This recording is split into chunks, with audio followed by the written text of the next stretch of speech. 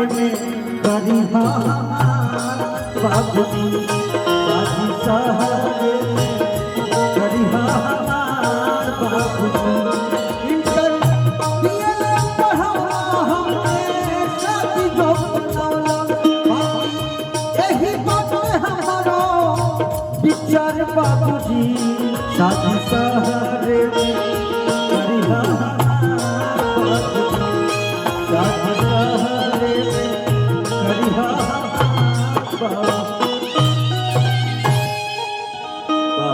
ये घड़ी के फरमाइश कर दिया लड़की लोग आई करीना जी मंटू भैया के फरमाइश का कि कुछ गीत होवे के चाहिए करीना जी आई बहुत बहुत प्यार सम्मान मंटू भैया की तरफ से मिला है।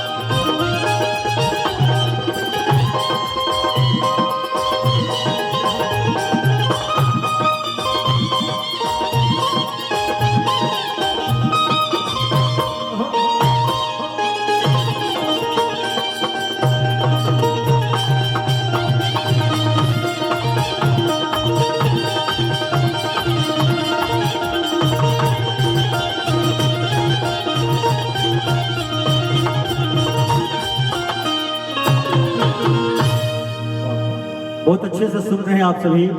हालांकि आज के दौर में कोई किसी का सुन नहीं रहा है, लेकिन हम कलाकारों का कोई सुनता है तो बड़ी सौभाग्यशाली मानते हैं हम सभी। और करीना शुभिता एक बार फिर पुनः समझ पे अपनी कुछ गीतों के साथ आपसे जुड़ेंगी।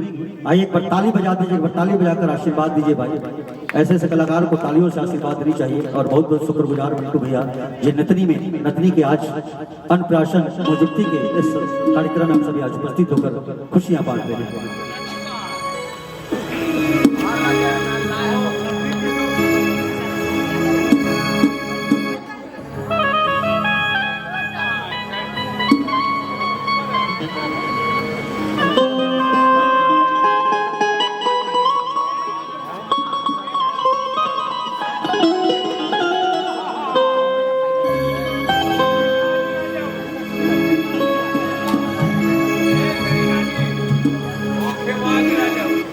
हेलो हेलो धोखेबाज